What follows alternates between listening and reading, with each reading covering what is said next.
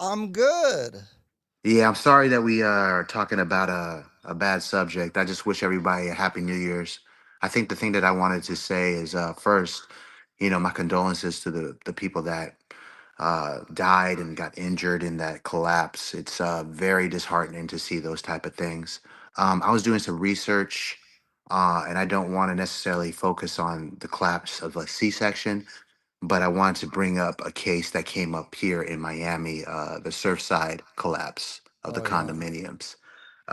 This is like a multi-billion-dollar construction that happened, and in 2021, I believe, or 2021, there was a huge collapse. It's a twin building, so one collapsed, the other one is still standing at this point. But it echoes the warning signs that we're seeing universally in this industry with Surfside condominiums. There were since 2018, there were warning signs that it needed remediation. There was corrosion. There was steel reinforcement that needs to be done. There were code violations that were needed to be done. And of course, they said, based off of some of the articles I read, that there was some corruption. I don't know if they're reputable articles, but since 2018, they put 17 million into remediating this condominium, and then 2021, the collapse hit. Um, this is the stuff that the warning signs that we see universally, that hopefully as buyers and investors in any place that we're doing it, US, Africa, wherever, we need to start making a stand to talk about these issues. We need to start asking these questions to the developers, or what are they doing to make sure that these collapses don't happen. When a building collapses anywhere, it destroys the economy of that area.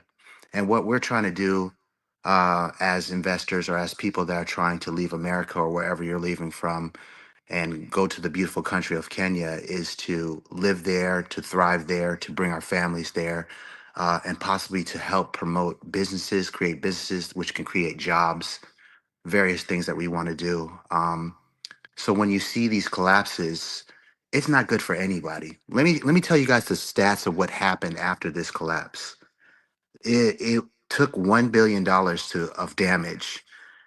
In a settlement, they paid 1.7 to 1.8 billion dollars just to settle for the people that passed and got killed. About 98 to 93, I think, people died in this collapse. Yeah, it says 98.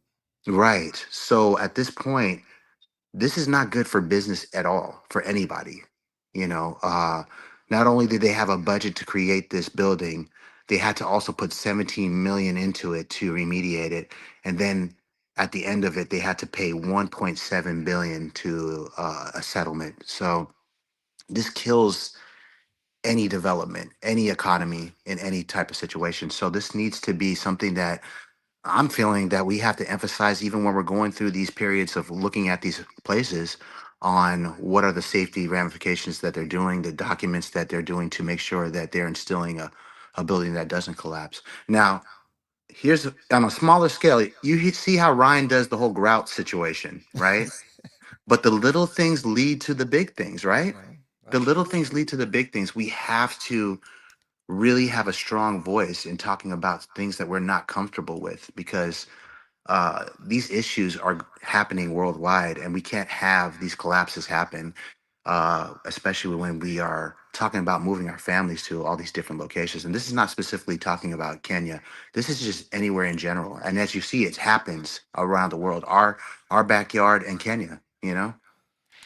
Yeah, and the US builds way less things, right? So like the probability is way lower just on Hmm. that sense. Hmm. And in places that are developing a lot, I know this happened. There was something in Nigeria. I think there was you hear about it in a lot of different places, not just Africa. I think what was it? Was it Malaysia? What one an Asian country where that happened Right. as well? There was a There collapse was a over there. Yeah. fire.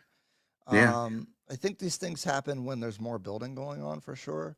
Right. So that's one thing to put in context. But building, the thing about building is like you do need someone to ensure safety because even if us are looking at projects, there's no way that we can like inspect the building to know if they use the right cement mix.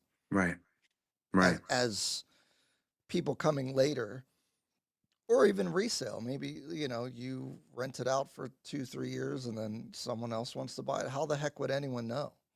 Right. And so Right. that's it's one of those times where the government is really important on inspecting things because you can't just leave it to the private companies to always do things perfectly. But as you see, Ryan, just to add to that, how damaging it is. If there's a building that collapses in any government, here or anywhere, that detracts business from that economy as a whole. Well, You yeah, know, because if you don't feel like it's safe, then you just don't want to be anywhere around exactly. there. Every building I go into is unsafe. That's why I have a little bit of a problem of the headline. They're saying 85% of the buildings are unsafe. Right. And that doesn't make any economy, Kenya or wherever, look good when people are saying that. If especially if they don't have backing when they're saying that 85% is pretty steep. And I hope that they have backing in that, but that does not look good for anybody. David, So it earlier, behooves. I don't know if you were on, but I couldn't find any like concrete sources behind what they're saying other than they said that somebody surveyed 10,000 buildings and said that, or 15,000 buildings and 10,000 of them are unsafe. But Right. I kind of don't buy it because how are you're saying that the government isn't inspecting or doing their job, but then you're Mhm. saying that you were able to look at them all? I'm kind of skeptical. WealthStack says it's Chinese development, the common denominator. I don't think these developments are Chinese that are the ones that have been collapsing, actually.